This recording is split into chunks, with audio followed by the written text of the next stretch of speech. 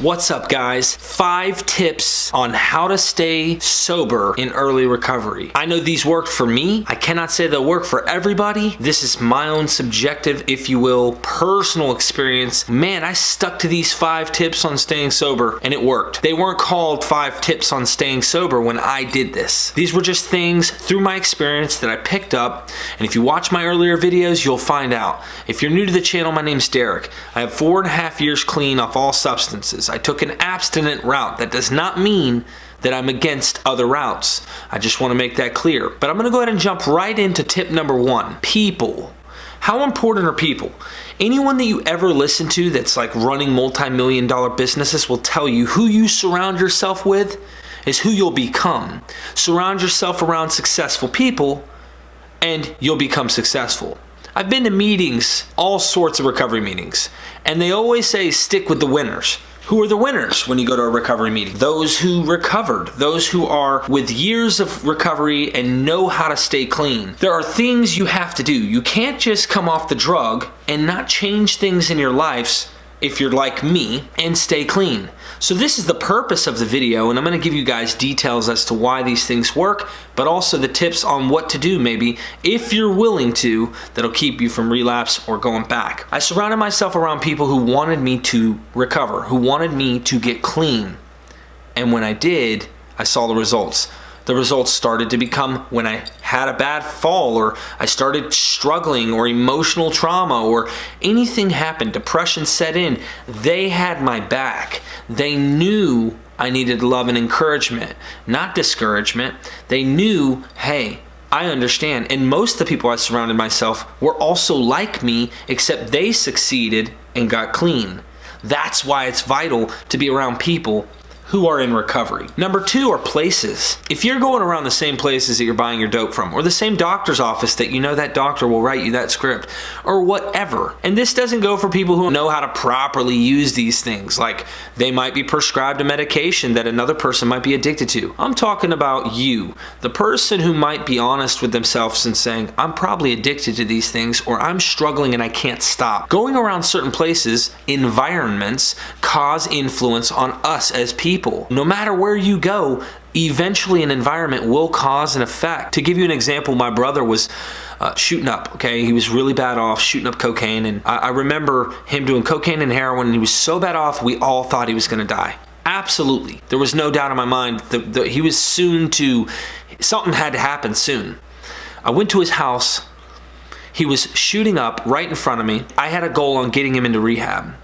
He wanted to go, but he couldn't stop this vicious cycle, and he thought he was just too far gone. Why stop? It's easier to keep going. What most people in recovery would say, a scary place to be. Maybe I should have brought someone with me. People. Back to step 1. It was an immediate emergency, and I went and helped my brother. I got him into rehab. He got 60 days, fell off the wagon, went back out there. This is so important that you have an environment that's safe, because if the temptation comes, if traumas happen, if stresses occur, God forbid, you might find yourself trying to leave or escape your mind. And how do we do that? I know my problem solver was opiates, alcohol, Adderall, you name it. I had a variety of substances that I would take to escape reality. Benzos, I wasn't hooked hard on them, but they helped me escape. I would even take Ambien to go to sleep earlier and stay up on purpose taking them, and they made me feel wacky. All these things help us escape. And I tried to escape. I wanted temporary relief. Sexual things may take a place too. Number 3, tip number 3. This one is things. There might be things out there, not just places and not just people, but certain things in these places, maybe around certain people, or maybe just things themselves that trigger you. For example, and I don't mean to do this, but some people look at my thumbnails that I've had on my YouTube channel and they got syringes, they've got pictures of this. I don't trigger from that, okay? But I've seen people shoot up in front of me while in recovery. That's pretty gross for some of you who've never done that, but for people like me, that was normal. I don't get triggered by those things, but you might, and you might have to avoid them. You might notice habits someone's doing that cause you to trigger.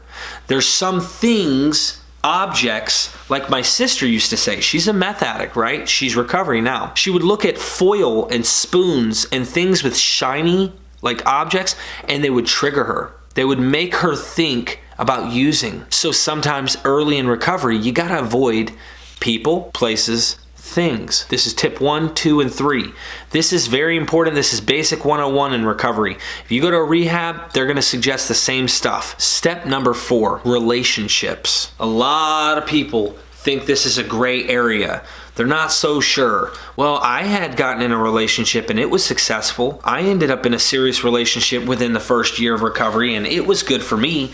Now, don't get me wrong. I get it. I totally understand. It could work for you. The reason people want you to avoid serious relationships and only focus on yourself, you are like a butterfly that just became a butterfly.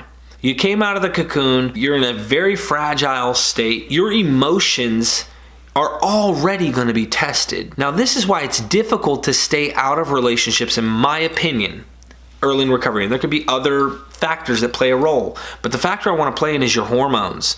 For me as a man, and I can't speak for women, but I suspect the same is true of their estrogen, my hormones spiked.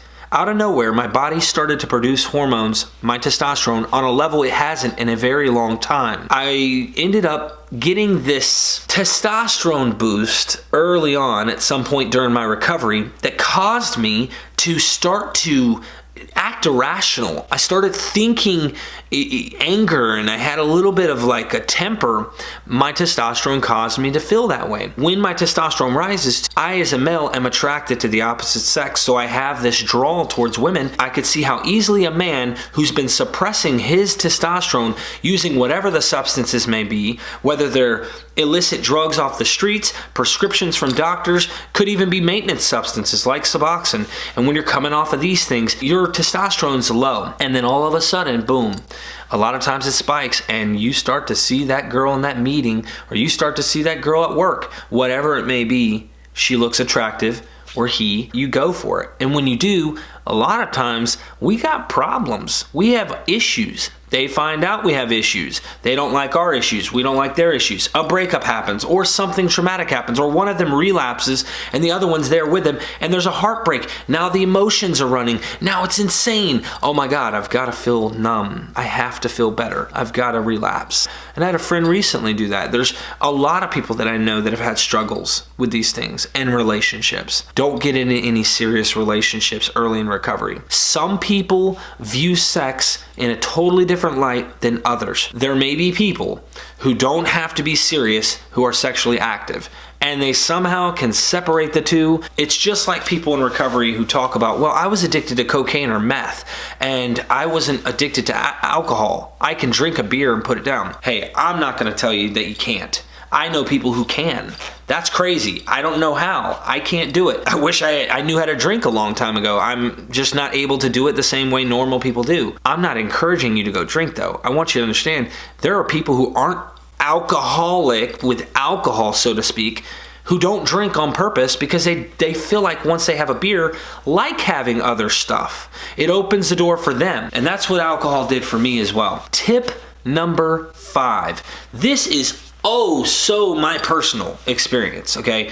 I can't tell you what yours is, but you might relate to me. You might want to try these tips while you're trying to detox, while you're trying to go through that first month of all the emotional roller coaster and not even knowing what this world's about. You feel like you were just born. So on tip number 5, exercise and music. Now, exercise, let me go with that and then tell you about the music and why I love music and why it's so important. For me, when I was early in recovery, I'd get angry quick. I'd have these weird emotional feelings. When you walk, they say you're pushing both sides of the brain, okay? The rational and the emotional side are both kind of going back and forth, and you alleviate that. You're also releasing and creating new endorphins, and your body's producing chemicals. It's also a satisfaction, but it's good for you too. It can release a lot of tension. I had a lot of tension when I was early in recovery. That's why they say exercise is very good, and it gets you actively moving. How often do I hear people come to me and go, dude, I have no energy? I always equate it to a stick shift 5-speed car. You know when you have to start it and the battery's dead? You put it in first gear and you have someone push you down a hill. You put it in first gear, you got the clutch pushed in, and as you're going down the hill, you let go of the clutch and it kick starts it. It's hard. You gotta push. You don't want to. But once you do, you can get that engine started. It becomes easier. And that energy naturally starts to come back for most. Seeing a doctor is vital in all of these tips. It's very important you go see a medical professional for this stuff, just to help you. You know, maybe a counselor, maybe a psychiatrist, someone like that. Exercise helped me, and music. I was 4 days off heroin, leaving this lady's house, and I was listening to these songs that made me feel emotions I hadn't felt in a long time. I liked those emotions. This might be a trigger for things. Back to number 3. And the reason why is I know people who listen to certain songs that make them want to relapse. It's a trigger. It can be like my sister's silver spoon or her foil.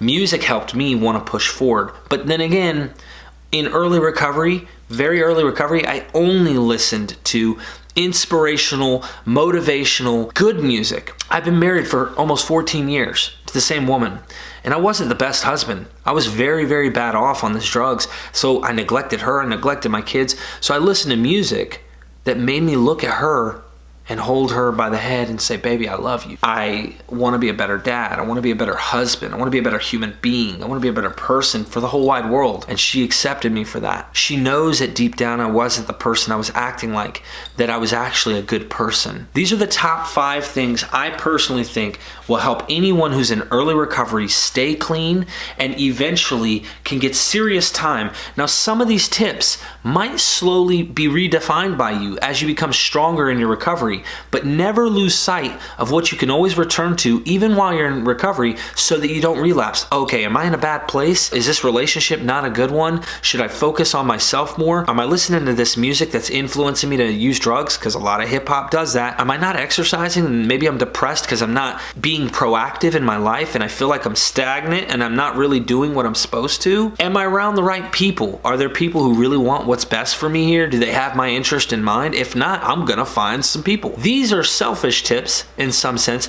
but selfishness isn't always bad. Sometimes selfishness is beneficial to the world. My dad told me one time, you want to change the world, son? Change you. That's what he told me. And at that point, I was trying to get clean. He told me you only have to change one thing. And I said, what's that? He said, everything. Change everything. And all I'm saying today is here's five tips to help you change everything. I love you guys. Make sure you guys hit that subscribe button, hit the bell. I'll bring you guys more tips, bring you more ideas. I've got a lot to cover, and I'm trying to keep this thing growing, so why don't you help me? Derek Lambert.